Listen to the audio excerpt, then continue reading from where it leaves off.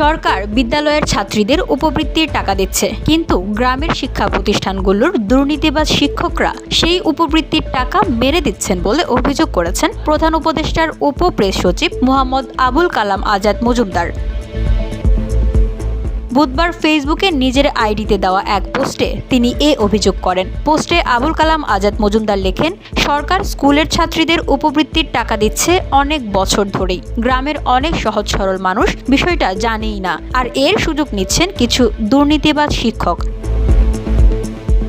ছাত্রীর অভিভাবকদের বদলে তারা নিজের মোবাইল ফোনে উপবৃত্তির টাকা নিচ্ছেন, তারপর অনায়াসে টাকাটা মেরে দিচ্ছেন। নিজের অভিজ্ঞতার কথা উল্লেখ করে তিনি বলেন, ঈদের ছুটিতে 3 দিন গ্রামে ছিলাম। অনেকেই অনেক সমস্যার কথা শেয়ার করেছেন। এর মধ্যে এ সমস্যার কথা শুনে রীতিমতো স্তম্ভিত।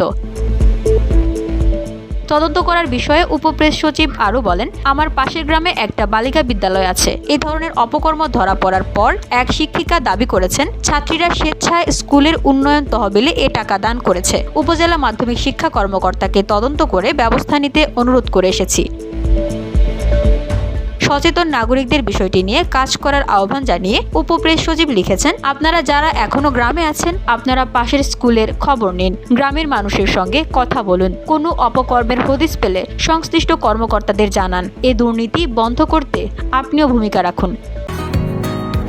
বসুন্ধরা, উত্তরা, বনশ্রী, কুড়িল ও বাড্ডা সহ রাজধানীর বিভিন্ন স্থানে অভিজাত ও অত্যাধুনিক মানের ফ্ল্যাট কেনার এক নির্ভরযোগ্য প্রতিষ্ঠান প্লেজেন্ট প্রপার্টিজ লিমিটেড। তাই আপনার স্বপ্নের আবাসনের জন্য আজই যোগাযোগ করুন। Pleasant properties limited, where destiny matches eventually। 2009 সালে দরিদ্র পরিবারের মেয়ের পাশাপাশি ছেলে শিক্ষার্থীদেরও উপবৃত্তির আওতায় আনা হয়। 2020 সালের জানুয়ারি থেকে প্রধানমন্ত্রী শিক্ষা সহায়তা ট্রাস্টের মাধ্যমে সমন্বিত উপবৃত্তি কর্মসূচির আওতায় ষষ্ঠ থেকে দ্বাদশ শ্রেণী পর্যন্ত উপবৃত্তি দেওয়া হয়। এর বাইরে প্রাথমিক পর্যায়ের শিক্ষার্থীদের উপবৃত্তি চালু আছে। VOD Bangla news desk.